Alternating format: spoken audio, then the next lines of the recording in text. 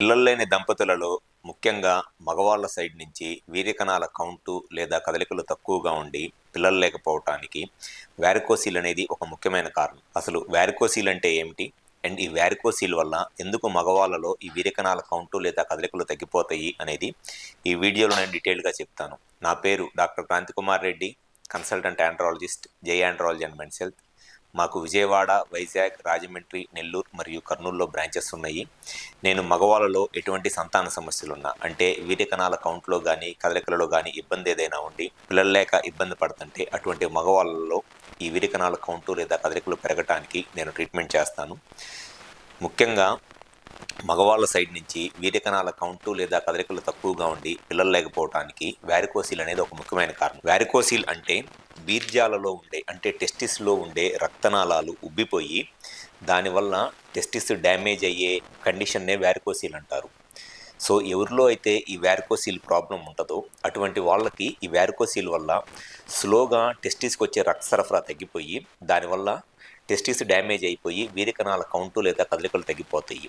అసలు ఎందుకు ఈ వ్యారికోసీల్ వల్ల ఈ వీర్యకణాల కౌంటు కదలికలు తగ్గిపోయి బీర్జాలు ఎందుకు డ్యామేజ్ అవుతాయి అని అంటే, నార్మల్గా ఎవరికైనా సరే బీర్జాలకు ఉండే రక్త సరఫరా ఎలా ఉంటుంది అని అంటే, బీర్జాలకి గుండె నుంచి ఆక్సిజన్ తీసుకొని ఫ్రెష్ బ్లడ్ అనేది గుండె నుంచి ఆక్సిజన్ తీసుకొని ఫ్రెష్ బ్లడ్ వస్తుంది టెస్టిస్కి. ఆ ఫ్రెష్ బ్లడ్లో ఉన్న ఆక్సిజన్ని టెస్టిస్ అంటే బీర్జాలు ఉపయోగించుకొని ఆ ఆక్సిజన్ని ఆ బ్లడ్లో ఉన్న న్యూట్రియంట్స్ని ఉపయోగించుకొని ఆ బీర్జాల నుంచి వీర్యకణాల పుడతాయి, ప్లస్ టెస్టోస్టెరాన్ హార్మోన్ కూడా వచ్చింది. అండ్ ఈ ఆక్సిజన్ అయిపోయిన బ్లడ్ మళ్ళీ ఈ ఆక్సిజన్ అయిపోయిన చెడు రక్తం అనేది మళ్ళీ ఈ టెస్టికులర్ వెయిన్స్ ద్వారా మళ్ళీ రివర్స్లో హార్ట్కి వెళ్ళిపోయింది అనమాట. అది నార్మల్ టెస్టిస్ బ్లడ్ సర్క్యులేషన్. గుండె నుంచి హార్ట్ నుంచి fresh blood oxygen plus nutrients తీసుకొని టెస్టిస్కి వచ్చింది. ఆ టెస్టిస్లో ఉన్న ఆక్సిజన్ న్యూట్రియంట్స్ టెస్టిస్ బీర్జాలు యూజ్ చేసుకొని వీర్యకణాలు ఉత్పత్తికి ప్లస్ టెస్టోస్టెరాన్ హార్మోన్ ఉత్పత్తికి ఉపయోగపడింది. ఆక్సిజన్ అయిపోయిన బ్లడ్ మళ్ళీ టెస్టికులర్ వెయిన్స్ ద్వారా మళ్ళీ హార్ట్కి వెళ్ళిపోయింది. ఇది నార్మల్ బ్లడ్ సర్క్యులేషన్ టెస్టిస్కి. ఎవరిలో అయితే ఈ వ్యారికోసీల్ ప్రాబ్లం ఉంటుందో ఈ వ్యారికోసీల్ ప్రాబ్లం ఉన్న వాళ్ళకి ఈ టెస్టికులర్ వెయిన్స్ అనేది డ్యామేజ్ అయిపోతుంది. సో ఈ టెస్టికులర్ వెయిన్స్లో ఉన్న వాల్స్ డ్యామేజ్ అయిపోవటం వల్ల టెస్టిస్కి ఆక్సిజన్ లేని చెడు రక్తం రావటం అనేది మొదలైంది అనమాట. సో ఎప్పుడైతే ఆక్సిజన్ లేని చెడు రక్తం అనేది టెస్టిస్కి వస్తుందో ఆటోమేటిక్గా ఆక్సిజన్తో పాటు రావాల్సిన మంచి రక్తం రావటం అనేది తగ్గిపోయింది. సో దానివల్ల స్లోగా టెస్టిస్ టెంపరేచర్ పెరిగిపోయి ఆక్సిజన్ లేని బ్లడ్ రావటం వల్ల టెస్టిస్ సైజ్ తగ్గిపోయి దానివల్ల టెస్టిస్ లోపల ఉన్న జర్మ్ సెల్స్, అంటే జర్మ్ సెల్స్ నుంచే వీర్యకణాలు పుడతాయి. ఆక్సిజన్ లేక సరైన రక్తం రాక జర్మ్ సెల్స్ అనేవి చచ్చిపోయి వీర్యకణాల కౌంట్ తగ్గిపోయింది. దాంతోపాటు టెస్టిస్ లోపల లీడింగ్ సెల్స్ అని ఉంటాయి. ఈ లీడింగ్ సెల్స్ కూడా డ్యామేజ్ అయిపోవటం వల్ల టెస్టోస్టెరాన్ హార్మోన్ తగ్గిపోయింది. సో ఈ వ్యారికోసీల్ ప్రాబ్లం వల్ల జరిగే నష్టం ఏమిటి అని అంటే, టెస్టిస్కి ఆక్సిజన్తో పాటు న్యూట్రియంట్స్తో రావాల్సిన మంచి రక్తం రాకుండా ఆక్సిజన్ లేని చెడు రక్తం అనేది టెస్టిస్కి ఎక్కువ వస్తూ ఉండటం వల్ల టెస్టిస్ డ్యామేజ్ అయిపోయి దానివల్ల వీర్యకణాల కౌంటు కదలికలు తగ్గిపోయింది అండ్ స్లోగా టెస్టోస్టెరాన్ హార్మోన్ కూడా తగ్గిపోయింది. సో ఎవరిలో అయితే ఈ వ్యారికోసీల్ ప్రాబ్లం ఉందో ఎంత తొందరగా ఈ వ్యారికోసీల్ ప్రాబ్లంకి మీరు ట్రీట్మెంట్ చేయించుకుంటే టెస్టిస్ డ్యామేజ్ అనేది ఆగిపోయి టెస్టిస్ మళ్ళీ నార్మల్గా ఫంక్షన్ చేసి వీర్యకణాల కౌంటు పెరగటానికి లేదా కదలికలు పెరగటానికి అండ్ దాంతోపాటు టెస్టోస్టెరాన్ హార్మోన్ పెరిగి టెస్టిస్ అంతా నార్మల్గా ఫంక్షన్ చేయడానికి చాలా ఎక్కువ అవకాశం ఉంటుంది.